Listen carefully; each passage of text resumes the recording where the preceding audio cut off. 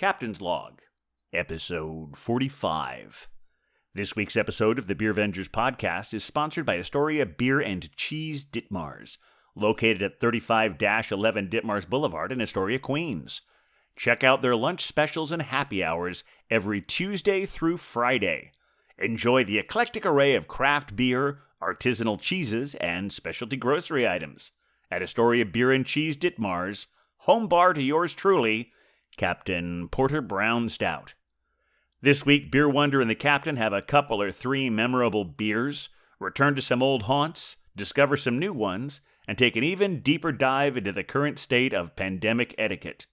When you go out, and you're in doubt, just remember this handy acronym, WWBWD. What would Beer Wonder do? Remember to like, star, and subscribe whenever that feels appropriate. And send us your emails at thebeervengers@gmail.com if you have any questions, suggestions, or if you just like hearing us talk about you on the show.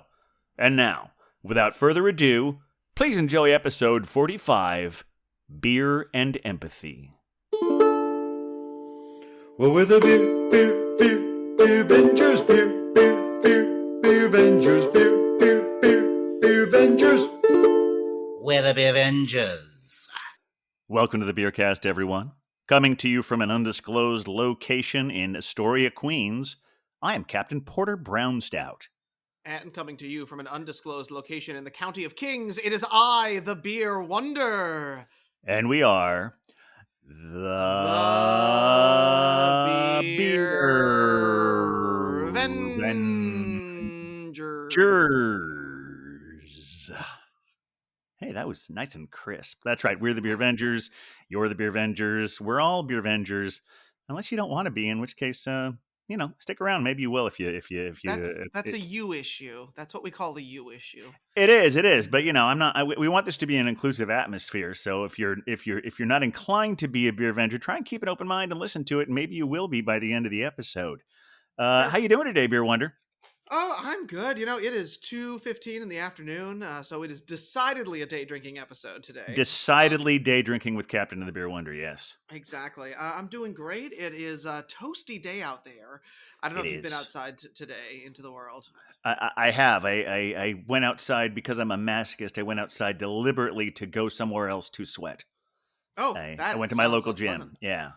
Well, I guess that's smart. I had to wind up going into work at one of the places where I work required my attendance and assistance this morning. So I was sweating it out outdoors briefly before I came to hang out with you. So I am deeply in need of a beer. It sounds like we both sweated our way to a beer today already. I think so. And of course, once we start the show, I'm always sweating more, especially when it's like this, because I have to turn off the air conditioner because that's how much I care about our listeners. Absolutely. We have a great show to get to. Sort of a look into what our world is, our evolving pandemic world, and et cetera. But before we do all of that, yes, let's definitely let us get to the pours. Well, Captain, I know you have a very special pour that you picked up this week that you're excited about. So it would only be polite if you went first. Oh, that's very kind of you, Beer Wonder. That's it's. I'm glad you still remain our barometer of politeness here. It would be chaos otherwise. Yeah, before I get to my specific pour, I want to have a brief mention to our sponsor, Astoria Beer and Cheese Ditmars. They give us our sponsorship deal. They give us some wonderful beers. We can't get all of them in the show, so I want to mention some of the ones they've given to me recently that I may or may not feature on a future show, but I want you aware of them in case you're in there and you're looking for something good. This is a really unique one I'm looking forward to trying from Edmunds Oast. It's a extra special Sichuan. It is an English style with Sichuan peppercorns added. Ooh, no idea what that's going to taste like, but really excited to find out. The other one is from our old friend Collective Arts. It is a rainbow sherbet sour with no less than 4 different fruits in it. It's got raspberry, pineapple, key lime, and orange puree. So looking forward to giving that one a try. Salad, Captain. Yeah. But I couldn't resist having this next one here on the show. I took a trip to Red Hook, which we'll be getting to more details of later, and I visited the Six Point Brewery, and I don't know, I couldn't quite figure out when this was brewed because I can't find it sold anywhere but the brewery right now. Oh. but it is the Coquito Cowboy. Ooh. Now, Coquito is sort of it is as far as I can tell, it's sort of known as the Puerto Rican eggnog.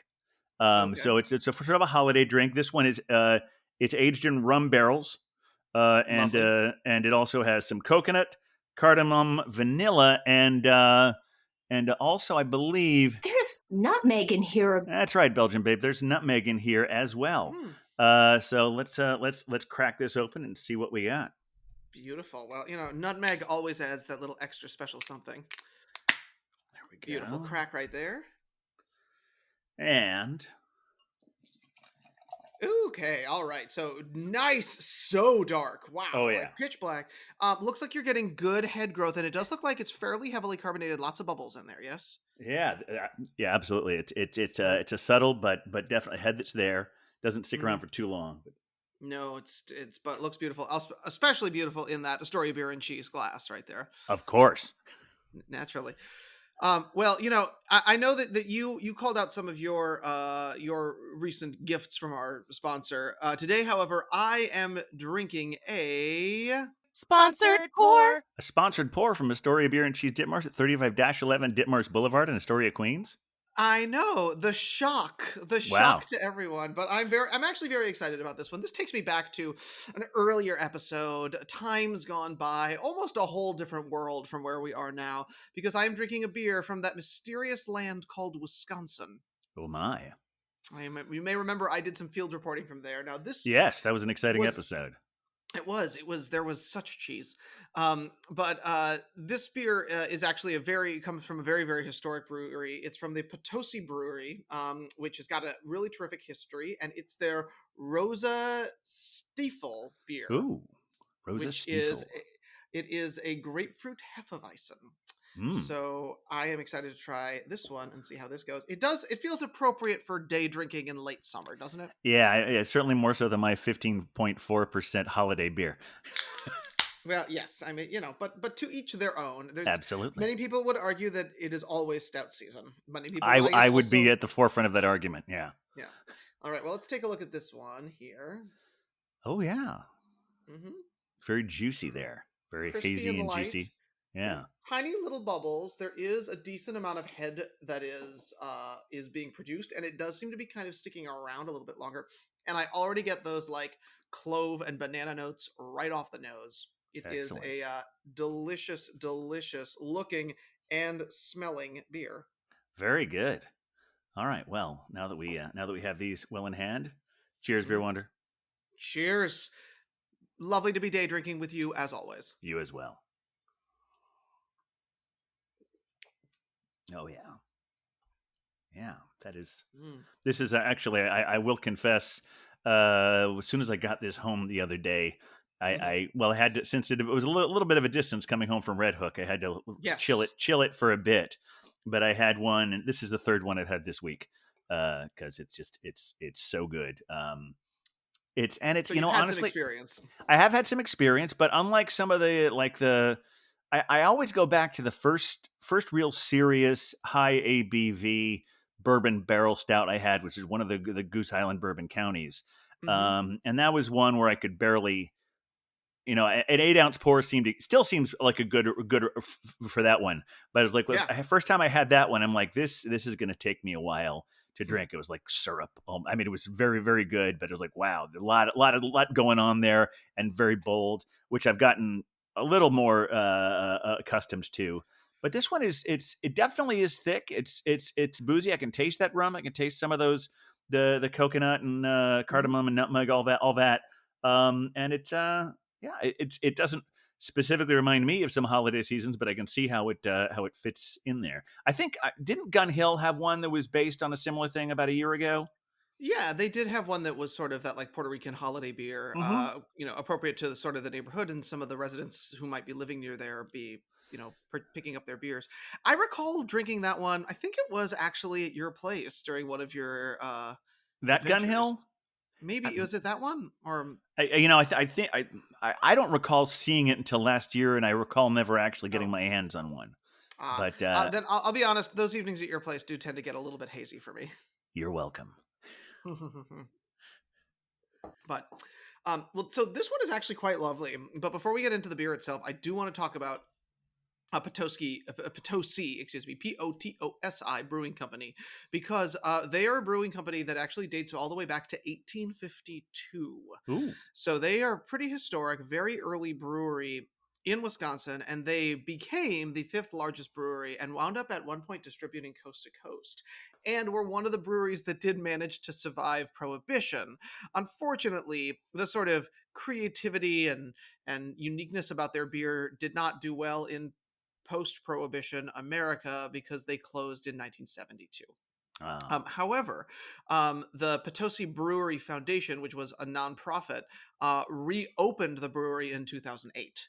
And if you go to the brewery, you get a couple fun things. Not only, of course, is there beer to, in a beer garden and a restaurant and all that stuff, but they also have the National Brewery Museum and the Great River Road Interpretive Center. So it's sort of like a historical educational initiative, Stories of Brewing, and it is a not-for-profit brewery. So the brewery's mission is to put all of their profits back into supporting historical and educational-based initiatives and charitable causes. So it's like the ultimate in charity brewing. And if you are, caught the name, Rosa Stiefel translates to pink boots because this is their pink boots beer. Oh, great. Oh, Mhm. that's fantastic.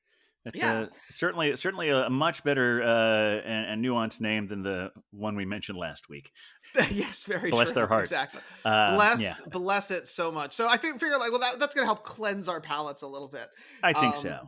Yeah, and this is a collaboration brew that they've done. It's made with the Brew Pipeline, Potosi, as well as the Pink Boot Society.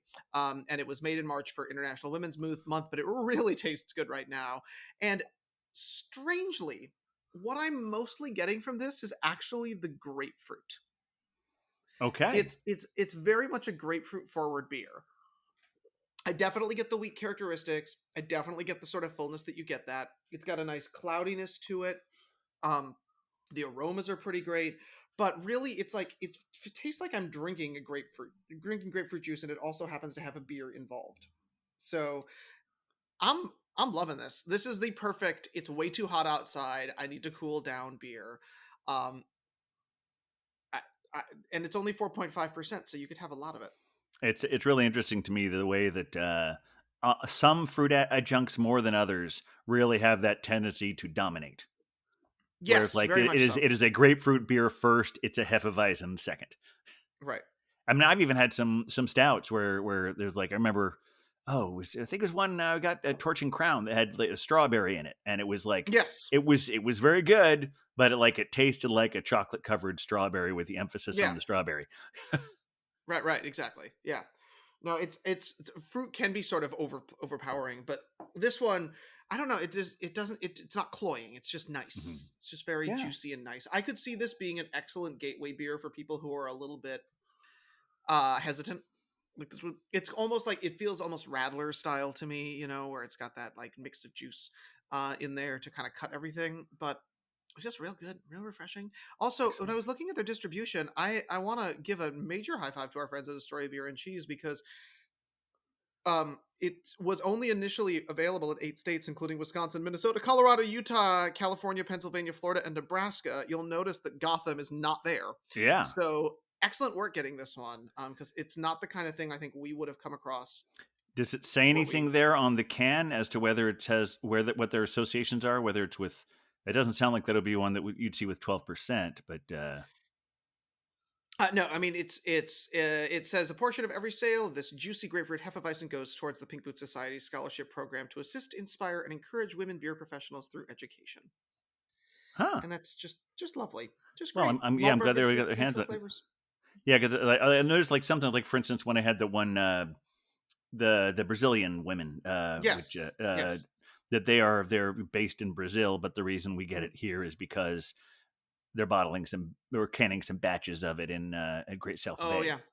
No, it does appear that Brew Pipeline might be a reason that it gets out here, but at least their initial run was not meant to necessarily meet us all the way here. So Well, I'm lucky glad we us. glad we And got great some, got our hands on it. great job to Rick over to Story Beer and Cheese. Yeah. Oh, yeah. Now I've just realized I should probably read the little blurb on the back. It's just funny the when they do these things. For the Coquito Cowboy, it says, "Easy there, partner. You ever had Mm. coquito before?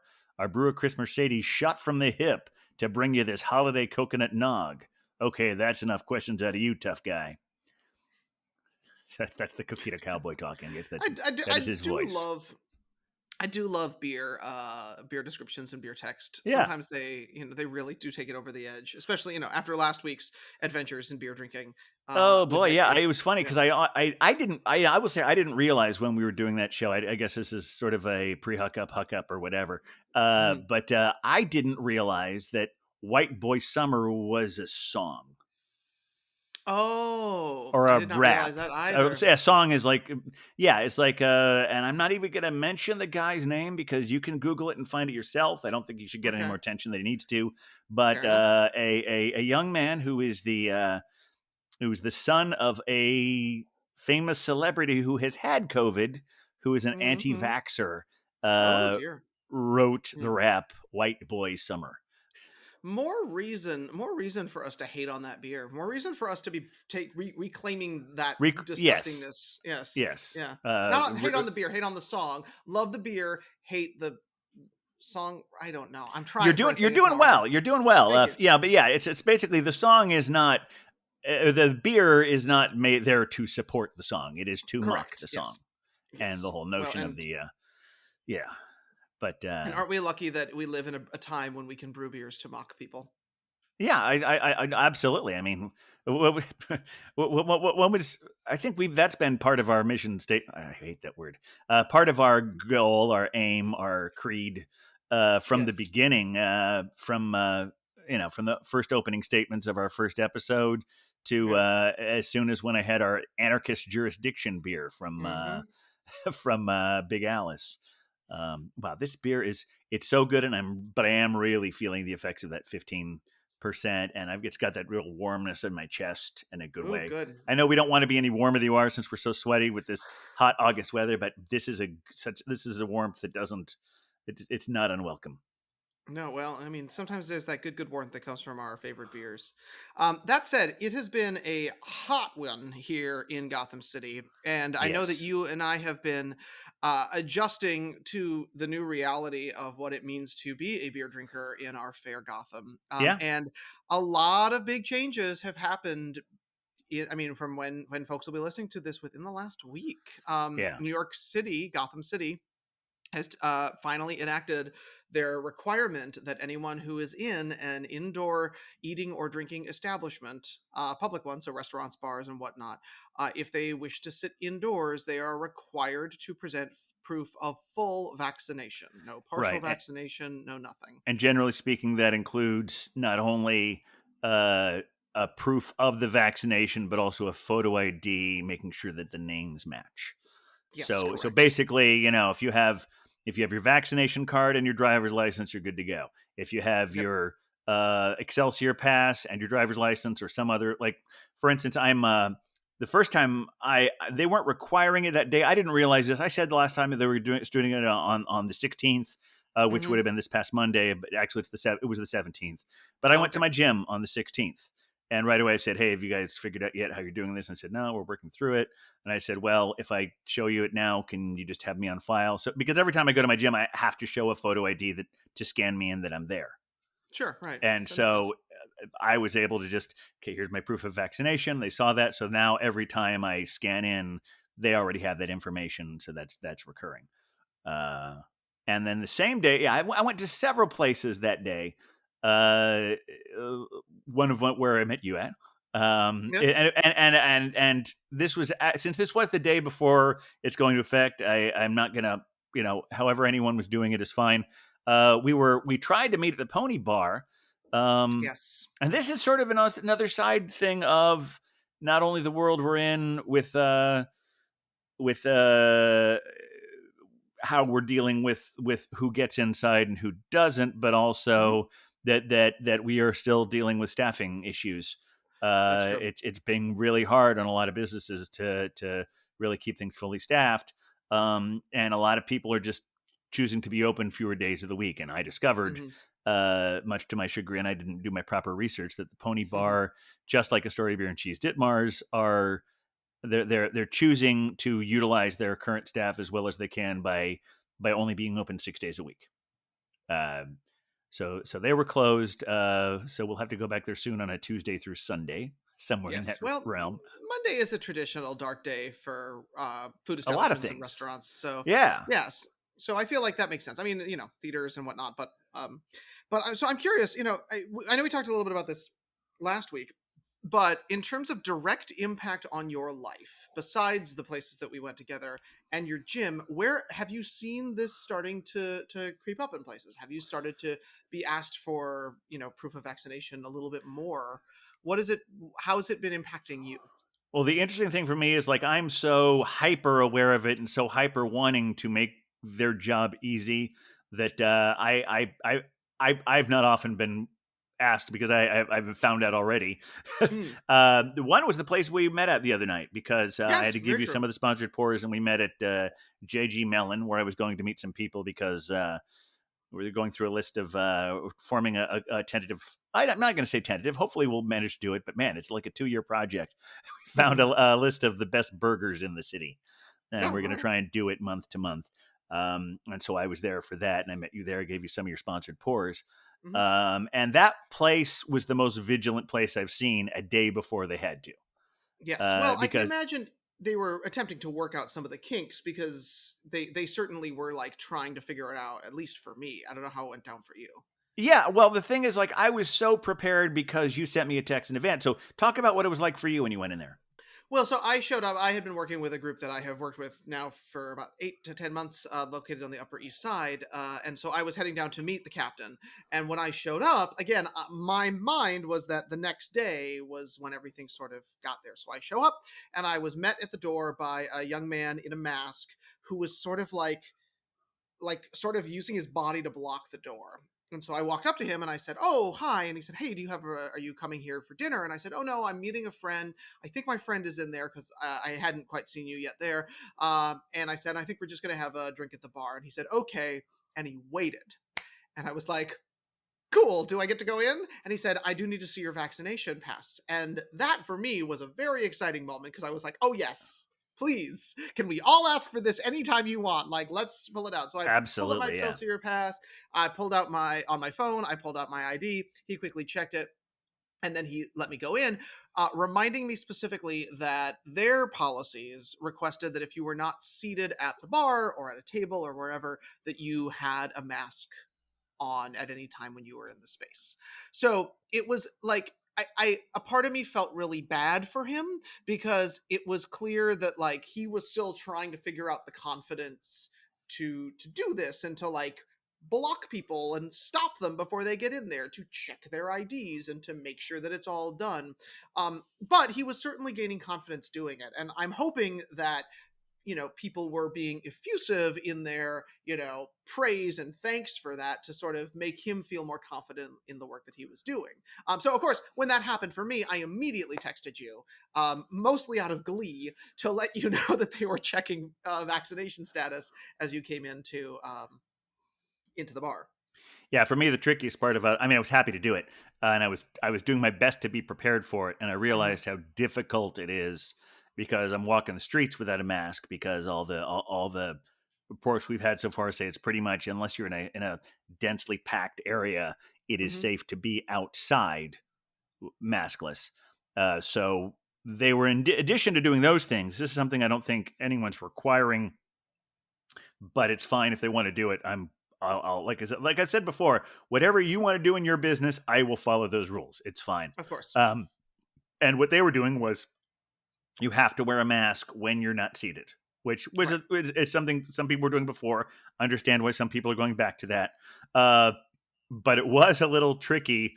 So I'm like, I figured if they're doing that, well, the person who I'm showing my stuff to probably wants me to be masked. So I was trying to, with my two hands, get out my Excelsior pass on my phone, my ID from my wallet, and my mask to put on my face. And so didn't quite have enough hands to make that work the most best way it could. But I managed it. We did it. It's fine. Yeah. It's all good.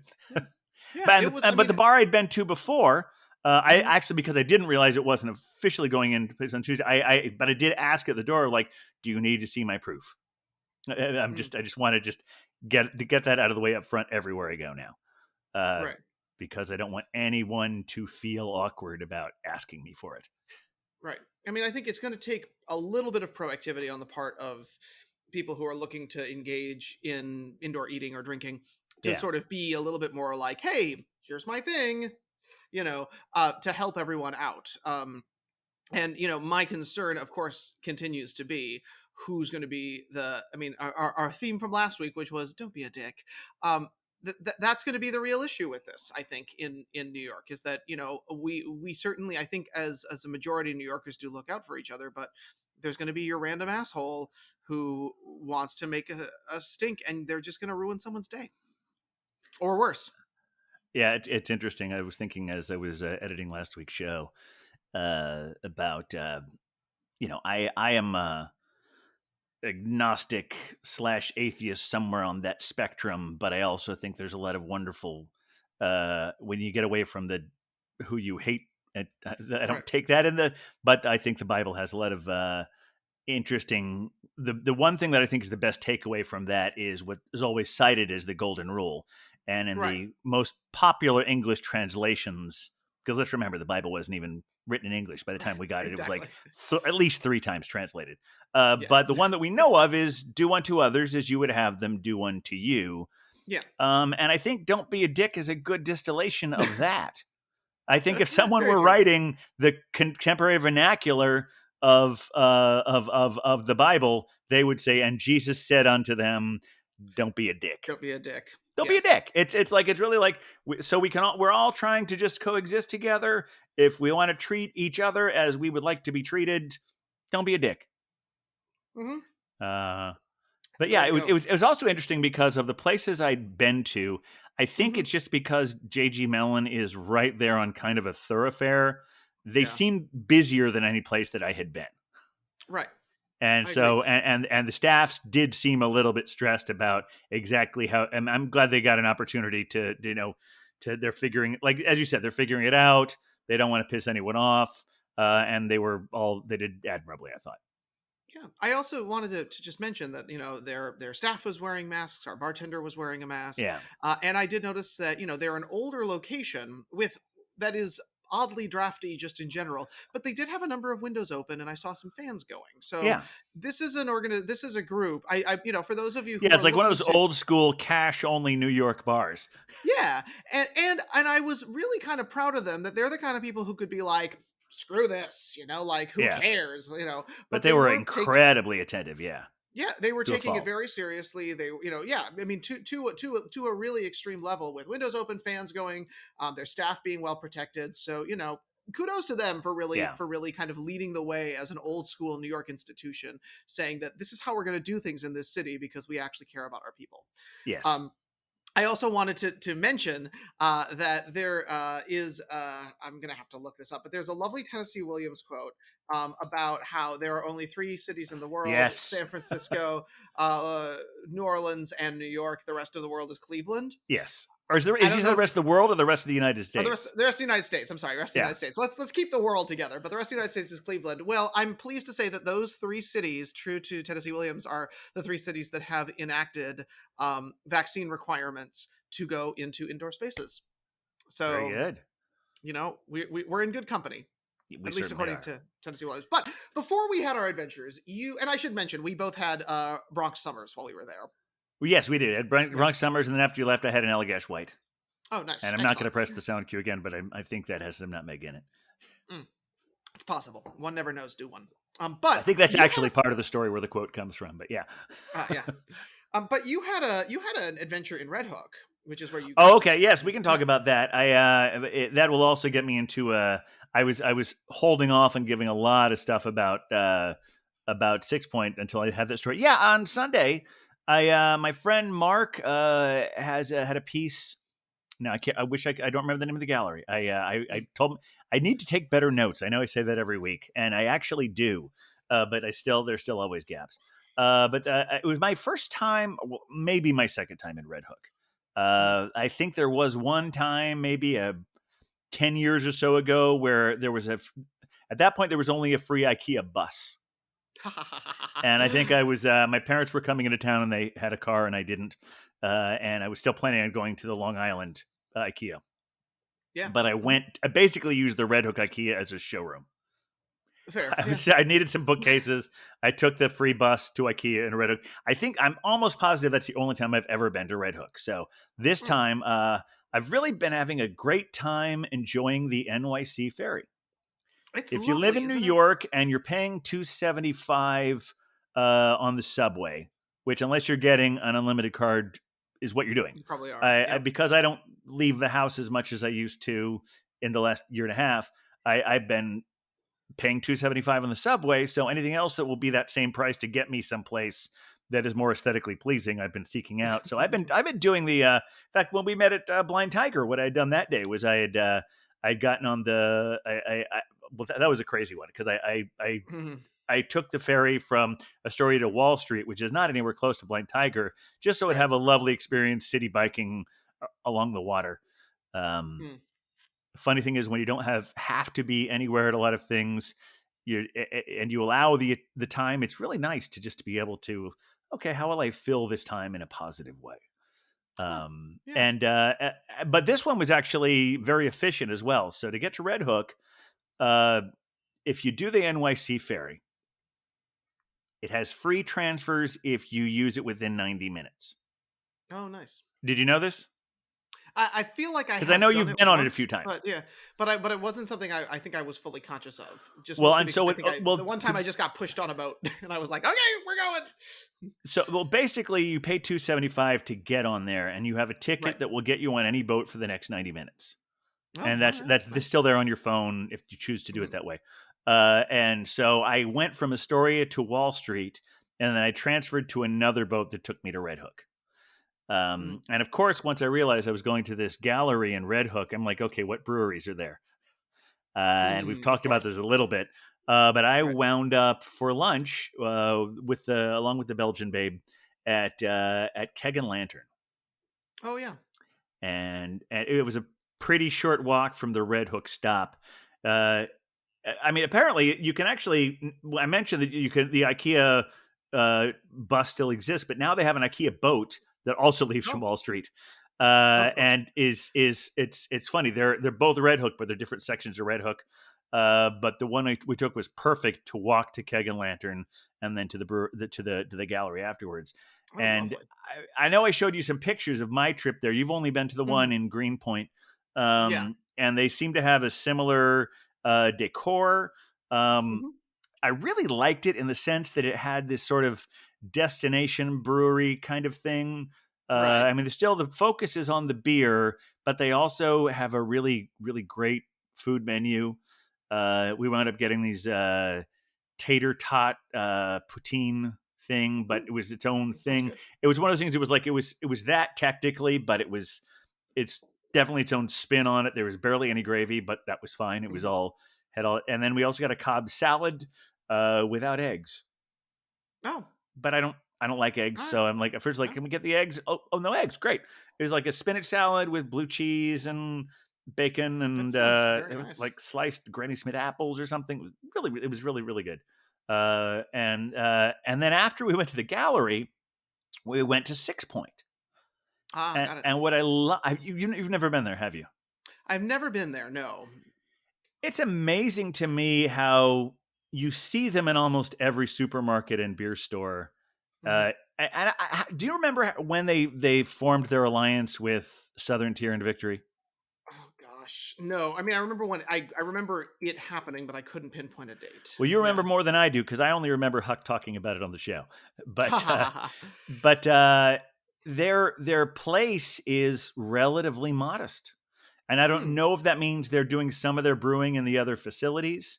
But it's one of these things, and I want to make sure I'm not saying this in a way that sounds like I'm saying anything bad about it. It is just, I'm sure they did have some thought that went into this, but also it just feels kind of slapdash in a really good way. It's, it's the one thing I would tell you is the street address is not the entrance. I don't remember Oh, but it's basically like okay. you pass where you think the street is and you take a left and there's the entrance and it's a beer garden. And actually, our beer garden is only open on Saturdays and Sundays. Oh, nice. And is it indoors or outdoors? It's outdoors. That's why it's a beer Oh, garden. lovely. Yeah, fair I enough. know that Yeah. people have expanded the addition, the what a beer garden is, but yes, it is in the Yes. most. I mean, some people might not even say it's a real beer garden because I don't know how much greenery there is there, but it's like it's this great place where these like temporary tables and some wonderful murals and this Hmm. bar that looks kind of temporary with like 5 drafts on it, uh, and uh, and just really nice and relaxing and very friendly people there. That's where I got the Coquito Cowboy. It was crazy the stuff they had there in their little outdoor refrigerator there. Hmm. If I'd been there in a car, I probably would have gotten 4 packs, but I Oh, wow. only had a backpack, so I had put in the Coquito Cowboy and another one, which his name escapes me right now. Mm. But it was a really, really. I look forward to going back there again, and Yeah, well, maybe we and can if do you that could take together. I was gonna say, yeah, if you could take a boat down there, it's. I remember Red Hook as it was sort of developing. There's a very good barbecue place down there. There's a crab shack. There's a grocery store and some arts venues, but there wasn't a ton. There just wasn't a ton to do and drink down there, and it felt like a good like drinking destination. Yeah, So I'm glad that the breweries have decided to move in, and I know that our friends at Strong Rope are there as well. So there's a bunch. There's a bunch. yeah. I Uh, didn't see them on the map. I mean, obviously I'd been to the one we went to in Gowanus a couple weeks right. ago, and that. But I was actually glad I was.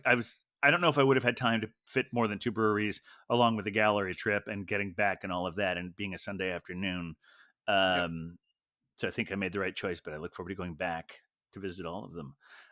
The other interesting thing, going back to the JG Mellon, the reason I was at JG Mellon after I was meeting you is we were having these Hmm. burgers, and I ran into someone I'd known from a while ago, who is also doing a podcast right now, Oh. and it's called the Flop of the Heap. This is I don't know her co-host name, but Marla Alpert is her name. And It's basically they take Broadway musicals that flopped from a respecting the artist point of view. It's not just being Hmm. snarky. It's really very Sure. respectful, but also talking about how. And also, they have a wonderful um, disclaimer at the beginning talking about how that failures aren't calling the people failures, Right. about how did failure we have to like work through our failures to get to success. It's really a wonderful show, but they start every show talking about their various what they're drinking. And I could Oh, tell nice. listening to craziest thing is that the first one that Marla mentioned that she was drinking was a beer I had the day before at Six Point. Oh, look at that. It is the do you know this one? It's called it's like the 75 Jammer something. It's a It's a sour. Is that what it is? Goza. It's a Goza. It's a Yep. That's I Goza, knew that one. Yep. Hmm. and it's got like juniper berries Hmm. and I'm gonna look this up because it's driving me crazy because I know I untapped it. And anyway, but yeah, but it was just funny. First of all, they talked about that and talked about the ABV, and then they started a whole conversation about what's the highest ABV beer you've had. It like so the first 5 minutes of Flop of the Heap is sounded like a Beer Vengers episode to me, but then they got onto Hey, this well. really deep dive of very well researched thing. So I would recommend you check out Flop of the Heap. It's a good show. All right. Um, but yeah, so that's I think that's the end of my my Red Hook story. Now you took a trip recently as well out to Long Island. Yes. So I was doing some work with an organization that I've had a nice long relationship with actually, and it's an event based group. So oftentimes I get to travel with them, which has been great because in many of the times that I've traveled, I've had the opportunity to check out breweries and bars along the way. With the you know environment of the world, there have been fewer in person events happening recently, but this one just happened to be one where the organizer. I will say, I don't want to name anybody on this podcast because I want to make sure everyone's maintains privacy. But the organizers, both that I was working with and who were running the event, were A+. People were being COVID tested at the door. It was a really wonderfully well done event. People were continuing to wear masks. I thought that they.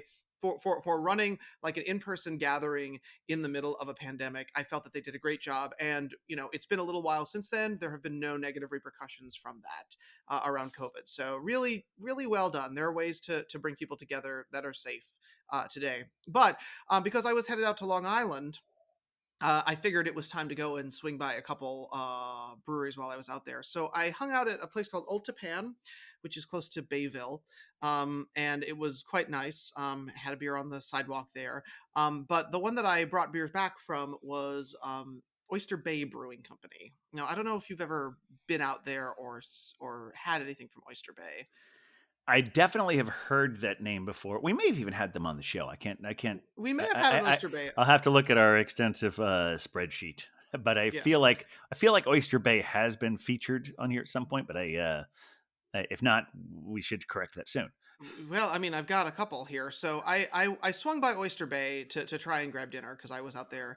Yeah. And, you know, the organization gave me a car, so I was ready to like bounce around a little bit. And Oyster Bay is beautiful. It is very shishi and fancy. It is right on the North Shore. So it's like beautiful and gorgeous and whatever. And all the restaurants were a little bit too pricey for my taste. Let's put it that way. So Okay. what I decided to do was find a quick service place, and also while I was there to support the local economy, swing by Oyster Bay Brewing Company. And so I picked up a couple beers from them to go, Yeah. and I grabbed both their IPA as well as a really lovely amber Okay. ale that they have. It's a session amber from Oyster Bay.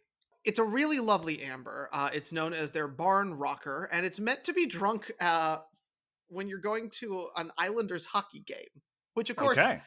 is not It's something in that's even Brooklyn, within- right? Happens in Brooklyn, Well, isn't it? I believe so, but you know the Islanders. Aren't they at the it's Barclays Long Island. Center? I think they are. So, Okay, you know, yeah. it's so it's like it's a little crossover here, but you know, I grabbed the IPA because that's what I do. But the amber was really quite delicious. It's only about a Excellent. 4.6, so it's a Yeah. really like sessionable beer, but it's packed with flavor. It's got that good caramel element to it. It's just really quite lovely. So I'm a huge fan. I have a when we met up on Monday, the place I was going to beforehand does a bag check, and it's not the kind of place I could show up with beer in my bag to. Ah, Put it that way. good thing you met me afterwards, since you met Exactly. me, so I could give you some beer. Exactly. But I will. I'm excited. I've got an extra can, a couple cans, so I'm excited to pass one off to you for you to Cool. enjoy it. Again, it's not quite as hard hitting as your usual ones, but I was surprised at how full flavored it was for a sessionable ale. I can always appreciate that art. Yep. Yeah. So yeah, high fives to Oyster Bay Brewing Company. You know, I've been joining the Hazy Lady on her podcast this month. I am her special Yeah, I guest. listened to the Yeah. first episode of that. I know there's two Yeah. of them, so I need to get caught up. But yeah, Yes, there's a couple more. We're enjoying beers from Lexington, Kentucky, and they've been delightful. But we always check in again about how our week was, and I mentioned that I had been out, you know, on Long Island, sure. and also the podcast is called the Brews Less Traveled Podcast, just in case you haven't been keeping Yes, up. But, Brews Less Traveled podcast. Yes. From it's funny. It's Brewvana is the name of the company. It is right? Brewvana. Yes, there are four I different have names. to keep reminding. Well, I know there are 4 different names, but I think when we had the Hazy Lady on the show, I said Beervana once or twice, which is Yes. I don't know if that's even No. a thing. Probably, honestly, it should be. Yeah. We can make it a thing. Yes. But yes, so the Hazy Lady, and we did have a Hazy IPA this week, which was super fun. Very So good. we were talking about the joys of that one. But I did get a couple recommendations of some Long Island breweries from an attendee there. Barrier, which is in Oceanside, Small Craft from Amityville, and of course our dear friends at Great South Bay. So those were a couple that one of the viewers and listeners along with that one was recommending. So one of my goals this week is to try a couple of those guys. I know we've had Excellent. things from Great South Bay. I don't know if you've had anything from Barrier or from Small Craft.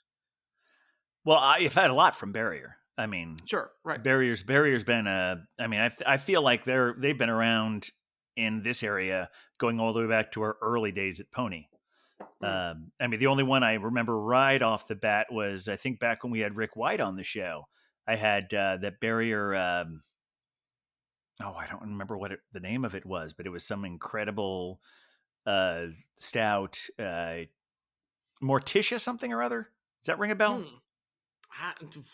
I'll be honest. Usually these. I mean, sessions yeah, do we've their had work for me, and, yeah. we're before if we keep this thing going, we'll have 200 different breweries featured here, and we probably had well over that many beers on this show.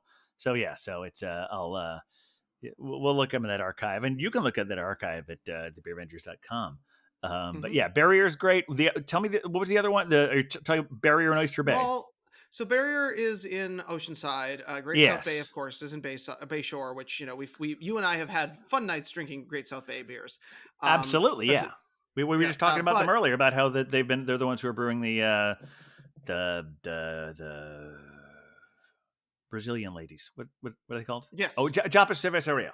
yes, Cervejeria. yeah, Yeah, yep, and they also do their amazing blood oranges and things. yeah, There's yeah. all sorts of good stuff out of them. But Small Craft was the one that I was a little bit Small new to me from craft. Okay. Amityville, and so that is an investigation for me. I'm going to head over to the Beer Barrel, which is one of my local bottle shops around here, and see what they've got for me on that one.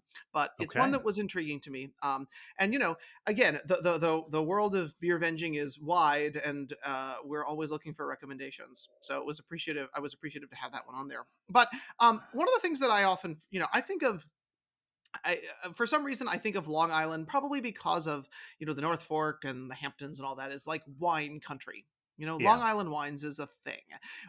For whether they are good or bad, they are a thing. And it was a great reminder to me to be out there and to just be sitting in my hotel room being like, okay, I'm going to go check out a brewery while I'm out here, just to see the entire map of Long Island pop up with brewery locations. It's lovely to see that in the same way that Gotham has had an explosion, Long Island continues to have that explosion.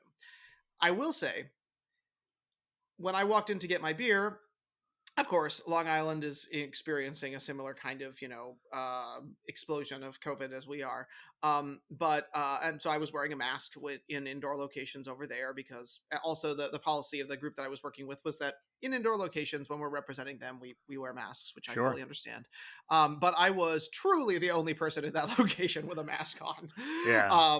And so that was it was interesting to see that even within about an hour drive of where I live, where I walk into my local grocery store and everyone is masked, to see that there is that kind of culture shift. I'm still lost on that sometimes. I've been in places where there's a very specific sign saying that if you are vaccinated, masks are optional. So I take that option to not Hmm. have it. And then I see enough people who are wearing them. Like, do these people think I'm an asshole? I don't know. Yeah. Um, Want to circle back to your barrier question. I have Yes. at least I found about 20 different barrier beers that I've had. All And right. those Well, are you've only the done ones well that I've then. logged on Untapped. I'm sure I've had others. The one I did have was called Morticia. It's a Russian Imperial Stout, and they do like a different version every time they brew it. I didn't log the one we had here, but Hmm. go back to our episode of the Brick White if you want to hear a full description of what that beer is. Um, it's I also it's interesting you're talking about the various the rules that are coming up as well as the rules we're having, specifically in New York City, because Gotham, as you prefer to say. Yes.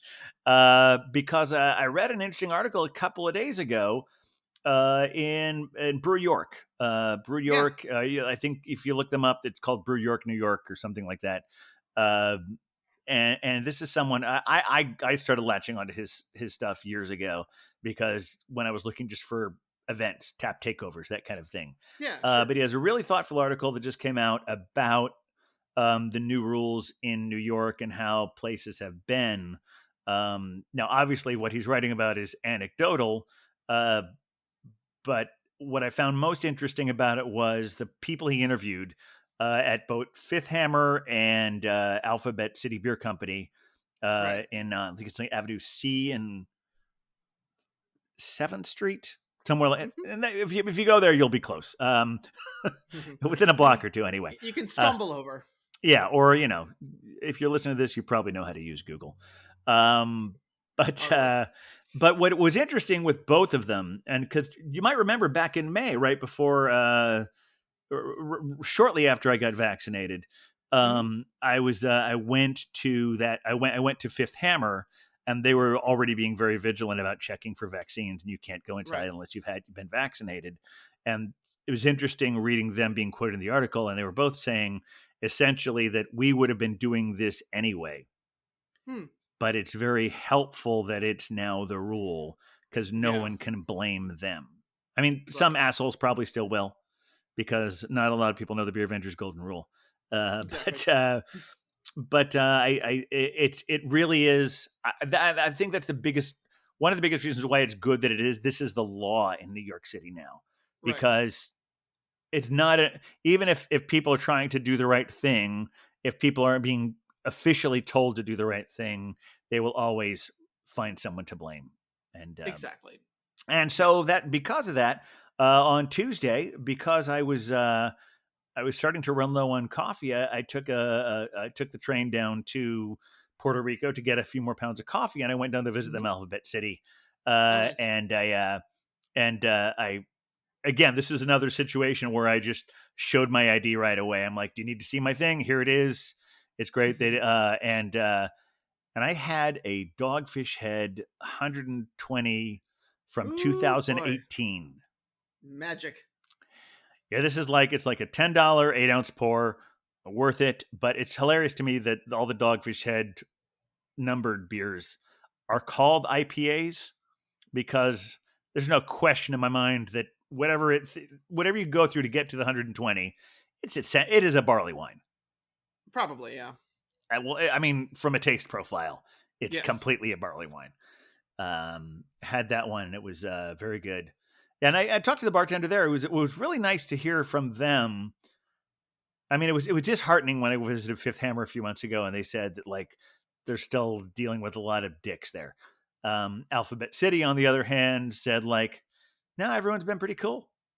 All right. Like they Good for have an them. audience, and everyone's like, oh, this is what we need. That's cool. That's great. And more people need to be like that. Exactly. Fewer dicks, more barley wines, more double IPA, 120 IPAs / barley wines. Yeah, the other one I had was a short throw. It was called Woke Up Dead. Oh, all right. It was in a Imperial Stout. What was funny about it was like I was sure I'd had it before, so I went to Untappd to look. And sure enough, I had an entirely different beer with an incredibly similar name. Of course. Actually, not one letter, one single vowel was different. Wow. Can you guess what the other beer was called? Say the name again. Woke Up Dead. I imagine you replaced an O for an A in the. That's correct. There was Yeah. very nicely done. There was a left-hand Imperial Stout called Wake Up Dead. Yeah. But this There you one go. from Short Throw in Connecticut was Woke Up Dead, and it was very good. I had a lovely time with it. All right, so I know we dealt with some various huck-uppy sort of things already. One thing I wanted to talk about, I know when you mentioned last week about Tim Drake, Yes. and the NPR story would only refer to him as queer. Yes. I know queer is a larger umbrella, and and according to a lot of other news stories, they're labeling him bisexual, which is Which but falls the under funny umbrella. but the funny thing about that one is that you sort of sent me on a little bit of a rabbit hole, like how many Robins Oh, have there wow. been, how many different things are there, and I started watching Titans. Oh. It's now on HBO. Apparently, this is how disconnected. It's funny that we have a superhero named podcast, but I'm not really connected to that in a fan sort of way. So I have all sorts of blind spots. Apparently, there was a point where DC had their own streaming service. And then when HBO Max launched, they sort of swallowed it up, because I don't know if it was doing that well or whatever. But so now, first 2 seasons were on that, and they're available on HBO Max, and the new seasons are going to HBO Max. But it's called Titans. It has like it's got like at least 2 Robins. Maybe there's going to be 3. There's a Wonder Girl, and I've watched the first 3 episodes of it, and it's honestly better than I expected. I would say it's at the very least as good, if not better than some of the Marvel shows on Netflix. So, Oh, wow. yeah, I think I probably don't watch some more of it. It's good. I've always felt that the superhero things worked better for episodic television than for movies.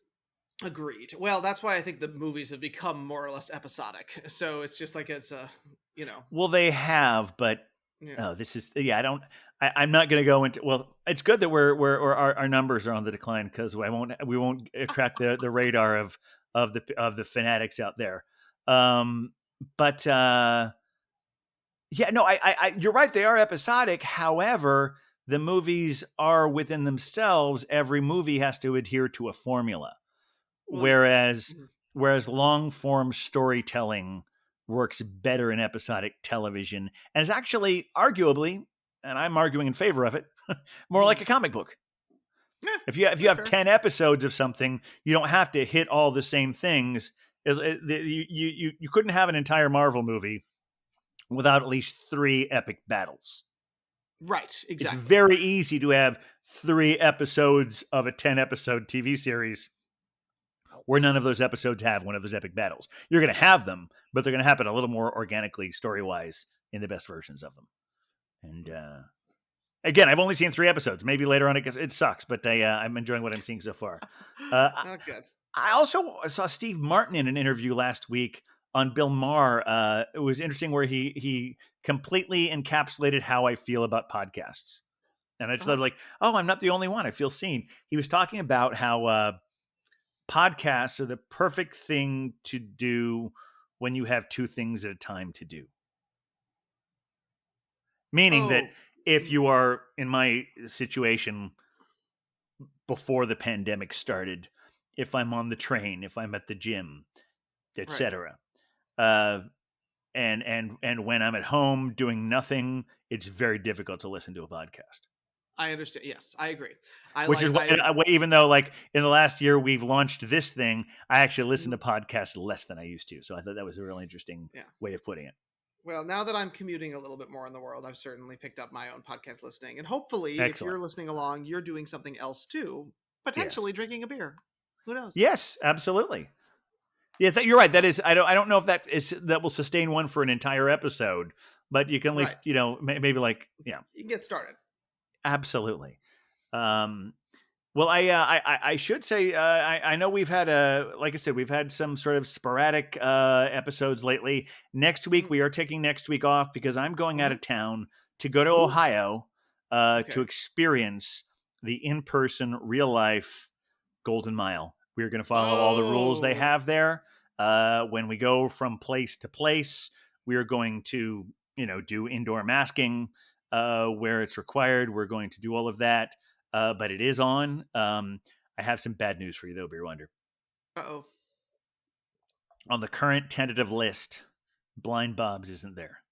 We'll walk past it at some point. Well, we got to spread the love around. I know. Well, just send me a picture so that I know it's still okay. I will absolutely do that. Consider that a promise. Okay. I think by the time we pass through that neighborhood, I'll only be about 5 beers in. So for those of you who haven't listened to our previous episodes, what's wrong with you? I mean, no, I'm sorry. That sounded judgmental. If we haven't listened to episodes, you have a lot to experience because we talked about the Dayton Golden Mile based on the movie The World's End, hosted in part by fellow beer venger, the incredulous Bulk, a.k.a. Bruce Beer Nerd. Love it. And in preview of that, our show is starting to wind to a close, but I want to share a Dayton beer.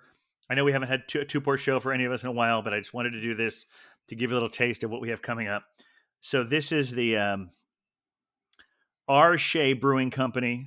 It's called Twitchy. It's an imperial stout aged in molten chocolate lava beans. Ooh, beautiful. Oh, and look at that can art. Yeah, gorgeous. It's really great. I'm not going to drink the whole thing over this thing, but I will just had to give you a little. Here we are. Lovely. Good crack. Always good. Pour it in. Good dark color. This is a Captain beer through and through. But it's got a lovely head as well. Just a huge head, like massive, gigantic. Beautiful. Oh, that's a classic. Well, I'm sure you'll get plenty more of that, and I will be very excited to hear about you and Bulk's, or the Doctor, I should say. Well, actually, both of those are correct. Exactly. As long as you don't call him Jimmy, his real name. It's not his real name. We don't know. It's not his real name. We can't say that. But yes. But I feel like the Bulk could be offensive. The Doctor seems more esteemed. But either way, I don't think he's ever been offended by us calling him Bulk. I mean, I don't think so. Yeah, he's been on the we like, hey, so tell me, Bulk, or IB, or just Doctor. Yeah. We've called him The Doctor a Doctor. few times. Yeah. I think Doctor's good. But I will be Yeah. excited to hear your adventures when we come back for our probably one of our last episodes of the summer proper. Yeah. It will be. If all goes as planned, we will be bringing that to you on Labor Day. Whoa. Crazy. Mm. Well, I know you. The how coffee this is one? strong in this one. The coffee is strong with you. I can tell. Yes, yes.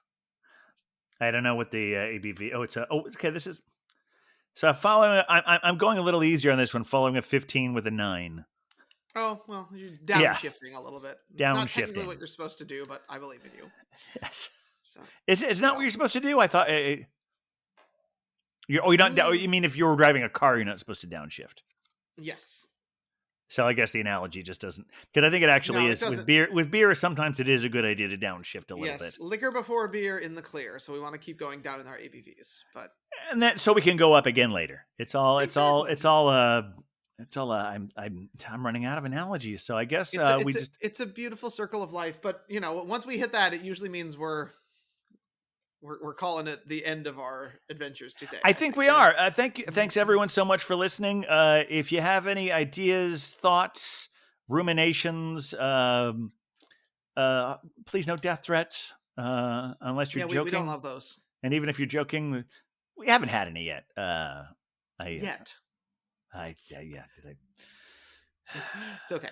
Anyway, you can email us at thebeervengers@gmail.com.